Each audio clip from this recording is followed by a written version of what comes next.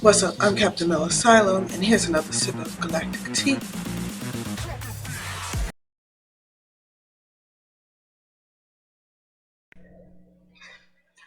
Ironheart. I was excited to watch this. I thought it was so late watching it because it had already came out and I wasn't watching anything outside of work. And it was really relieving to watch this. It was one of the, it's not often that we get stories about the Black experience or even the Black female experience or just being a female that doesn't feed into any stereotypes.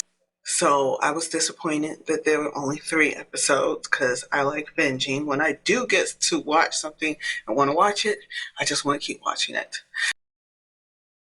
So in the comic, her AI is Tony Stark, and in the show, it's her best friend who has passed away, which is a great way to show that she's the typical Black superhero who wants to fix their community. However, every superhero wants to fix their community. Gang violence just happens to be one of the things that's in her community.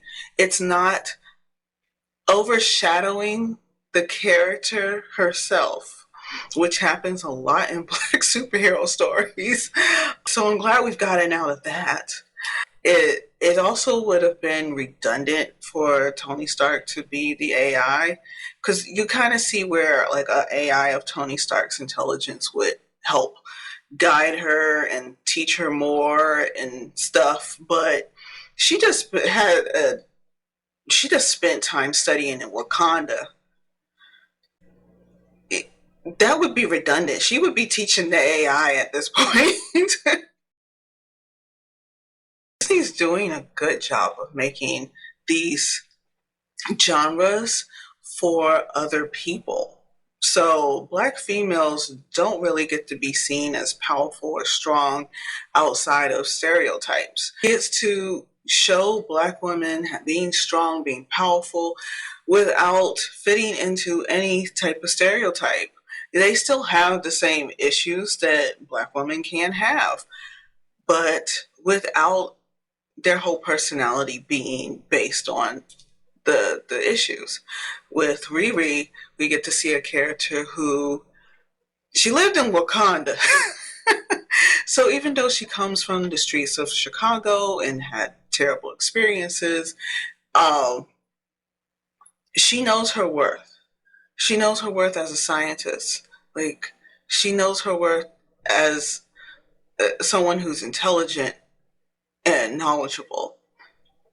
And nothing's going to take that from her, and she's trying to work in a system that's not going to give her the resources to do that and still do it somehow, which is relatable without it being traumatic.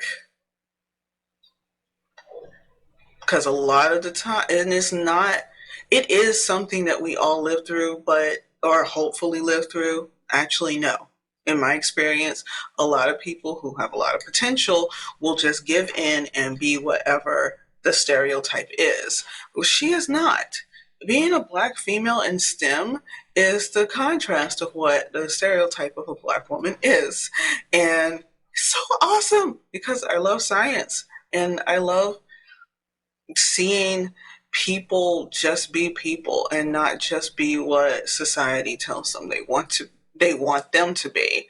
She doesn't fit into any mold. She makes what she wants. Uh, and she knows how. She's smart enough to.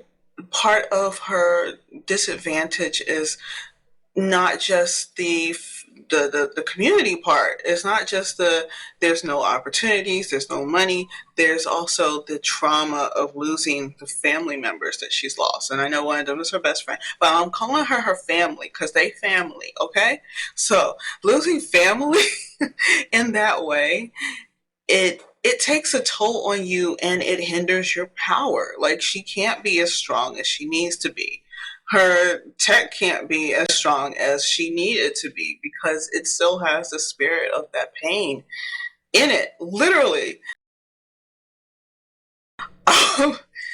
Which is why, like, using the sci-fi trope of pulling people's memories into a AI is something that is used.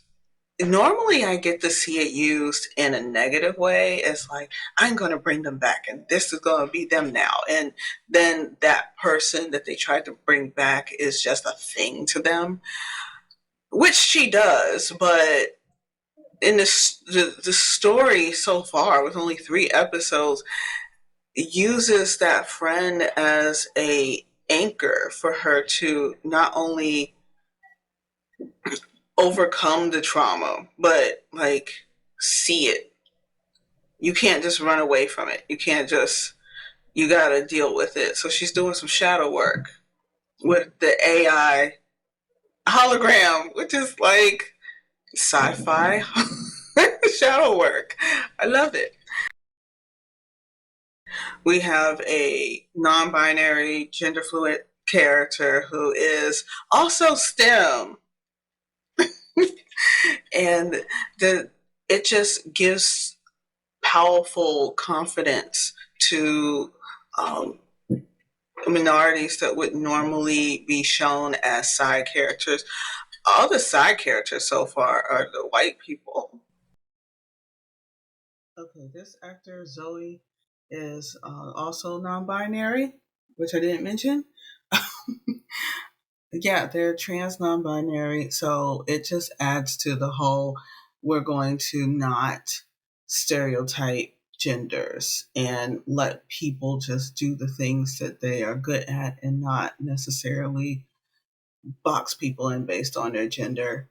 Because we have girls doing STEM and men being compassionate and um, non-binary people just being themselves, liking what they like and doing what they do and being good at it. So, and the villains are shown as our hood guy. He's shown as a classic masculine person, but not like completely masculine, like not overly masculine. He just happens to like just be masculine, but he's the villain. Like everyone else who is in some way gender fluid or female are either being taken advantage of or strong independent characters. Where and then we also have the one guy, Joe, is not such a strong as an actor, as the character, as a full person, yes, but the character themselves is, you see him like cower in the beginning to this woman who's letting the dog poop on the yard because they don't want the dog pooping on their own yard. And I was like, you don't pick that up and throw it back in her yard. He's starting to learn how to take up for himself, which I really like that they made him that way, considering who his father is, because obviously his father is kind of narcissistic. Probably not kind of narcissistic, but narcissistic people typically aren't usually all that nice to their kids. He has the normal characteristics of someone who was raised by a narcissistic parent, which makes the personality of the character not so strong. However, like the writing of the character is also strong. Every character that we need to be in the forefront and push things are done pretty well. And if I keep looking down, it's because I'm looking at the summary. Not that I didn't just watch it last night. Again, we're going with sort of a anti-villain or well, everybody, nobody is like truly good or truly bad. Everyone's just, people. I do want to point out how the hood is taking advantage of people who are in positions that they would rather not be in. And that makes you kind of vulnerable, and it's easy to exploit that. He's exploiting it in a way where he's acting like he's going to be empathetic to you. However, he has no problem just taking you out. So that is very much a villainous thing to do. and then people think that you can't tell when someone is going to be a manipulative person. Because you can't, because it's part of the manipulation. It's not like they just start off manipulating you. If they started off manipulating you, they wouldn't have anybody on their side. They wouldn't be able to do much of anything. It's because they are nice and empathetic and can at least act empathetic when you first meet them. And it's like, y'all are all criminals. Like, y'all don't have any other choice but to work with me, and I'm going to be nice about it, but I know I don't have to. And when it comes down to it, I'm not going to be.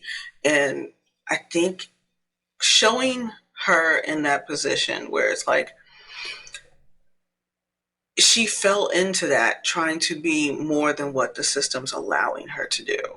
And like, even getting a grant to MIT wasn't going to help her get what she wanted to. Maybe she could have been more patient about it.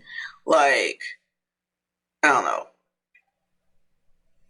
There were other ways. Like, but other ways probably wouldn't have fit her mentality. She is still a college student. She's very young. We're not always logical about that. Mom is not fully supportive of her doing what she's doing. Like, she called the amazing tech that she created a death trap, which makes sense, but at the same time, it's like she doesn't have that home support. She has the love, but the most love that she had for supporting what she truly wants to do with herself and knows that she can is not there anymore. And it's traumatizing not having them there. And this gets to explore that. So I am excited for the next few episodes. I've heard that there are some bad reviews out there, and I didn't watch any of them. I just saw Birdman did a video reviewing some of the bad reviews. Didn't watch the whole thing because I didn't want to affect what I wanted to say about my experience watching. That is my little review of Ironheart. I think I may do another one when I watch the next 3 episodes. So, because there's a whole lot, and maybe next time I'll actually take notes. It's time until it came out, and they'll say, oh, it's a series. That's even better. I'm liking it a lot like I liked Miss Marvel, but in different ways. Like, Miss Marvel was relatable and just cute. She's so cute. But this was more, it's going through like all those hard things that I have to deal with, but without making it triggering. And is also doing the whole strong black woman thing without being insulting. Because a lot of shows, I'm not going to say that man's name, will bring up, in movies, will bring up women going through, especially black women going through the trials and tribulations. And it's like, you're a strong black woman, you're going to survive. And fighting through it is usually crying and praying and begging, where Riri is like, what do I need to do? How am I going to do this? And then thinking her way through the problem, because that's how scientists work. And then putting action to what the scientific reasoning came to for a solution. And that I could watch. That I love. I've been dying to see this like most of my life, okay? And I know there's probably others, but not like this. Like, and this is the first time, like I said at the beginning, it's not doing it with stereotypes. Like any other black, almost anything half of the time, it's like, we're going to show that it's black because we're going to play rap music through the whole thing. Like the only time she cries is because she's panicking, not because she can't just try to think her way through. And probably because I am a very analytical person, I want to see analytical characters. And it's not common for us to see Black women written that way. So I love it. If you've gotten this far in this video, you may enjoy the Voices in Hyperspace, where me and some friends get together and talk about science fiction. I also have a book called Unrooting the System, available on Amazon. Go get yours. It's also on Unlimited, so if you want to read it for free, you can. And I would absolutely love to read your reviews and respond to them.